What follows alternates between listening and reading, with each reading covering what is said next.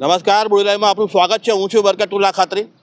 બોડેલીના વાસંગ bridge પર એક અકસ્માત સર્જાયો છે. એક ઇકો કાર છે એ સળગી ગઈ છે.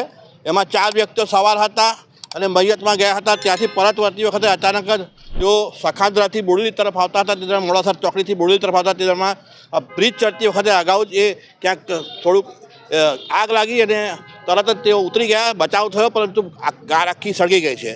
જે કારમાં સવાર હતા તે વ્યક્તિ સાથે આપણે વાત કરી. સાહેબ, શું બનાવ બન્યો, શું કહેવામાં? અમે મૈયતમાં ગયા હતા, ત્યાંથી આવતા મોડાહાર બ્રિજ આગળ આવતા ગાડીમાં ફટાકા જેવું થયું એટલે અમે ઉતરી ગયા. જરી સ્મેલ આવવા માંડી એટલે કંઈક આગ લાગે. થોડું જોયું, આગ લાગવા દર નાખ્યો, પણ ધીરે ધીરે ગોટાળું વધારે નહીં કરવા માંગ્યું. એટલે પછી અમે દૂર હટી ગયા અને ફાયર બ્રિગેડવાળાને ફોન કર્યો. એક લગભગ પોણો કલાક થયો છે, હજુ આવ્યા નથી. તમારી ગાડી કેટલા જણ સવાર હતા? કુલ ચાર. કોણ કોણ હતું? નામ? 2 મારા માસા ને મારી મધર ને હું. અચ્છા. જાતે પોતે હું ડ્રાઇવિંગ કરતો હતો. શું નામ તમારું? બારિયા બાબુભાઈ કનુભાઈ, જાકરપુરા. જીજે 74 71 44. 71 44.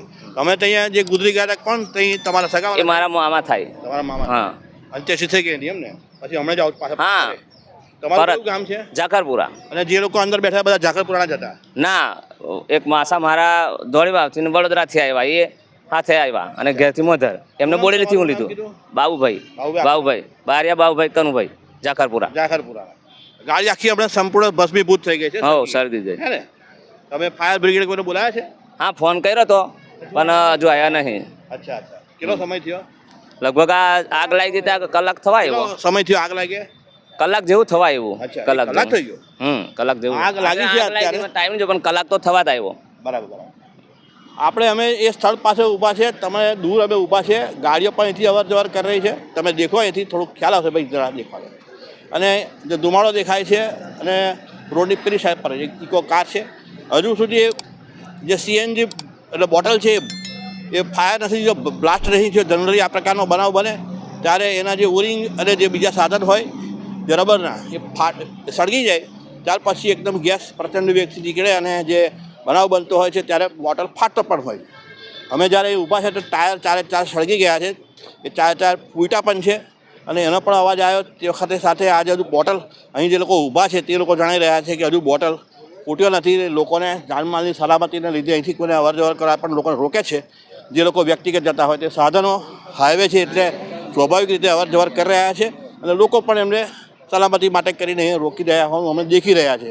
બાઇકો પણ પસાર થઈ રહી છે અને વાહનો પસાર થઈ રહ્યા છે. જોકે આ બનાવ બોડેલીને લગતો બનેલો હતો. લોકો અહીંયા જોવા પણ આવેલા. તમે દ્રશ્યમાન થશે, અહીંયા લોકો અહીંયા આવેલા છે તે પણ તમે જુઓ. મોટી સંખ્યામાં લોકો અહીંયા આવ્યા છે અને આ સ્થળ ઉપર, ઘટના સ્થળ ઉપર આ બોડેલીની અંદર જ્યારે ધ બર્નિંગ કારના જે દ્રશ્ય આપણે જોઈ શકીએ છીએ એ પ્રમાણે જે બનાવ બન્યો છે એ લોકો કુતૂહલ અનુભવી રહ્યા છે. અને જે બનાવ બન્યો છે ગંભીર પણ છે, કારણ કે 4 વ્યક્તિઓ હતા. એ 4 વ્યક્તિઓ મૈયતમાં ગયા હતા અને અચાનક આ બનાવ બનવાને કારણે જે પરિસ્થિતિ ઊભી થઈ છે એમાં 4નો બચાવ થયો છે, પરંતુ ગભરાઈ પણ ગયેલા છે.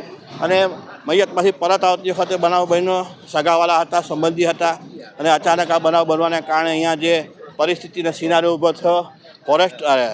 ફાયર વિભાગને જાણ કરી છે અને સાથે જે તંત્રો છે બીજા લાગતા વખતે એમને પણ જાણ કરી હોવાનું આ જે કારમાં બેઠેલા વ્યક્તિઓ અને લોકોએ જણાવી રહ્યા. Thank you.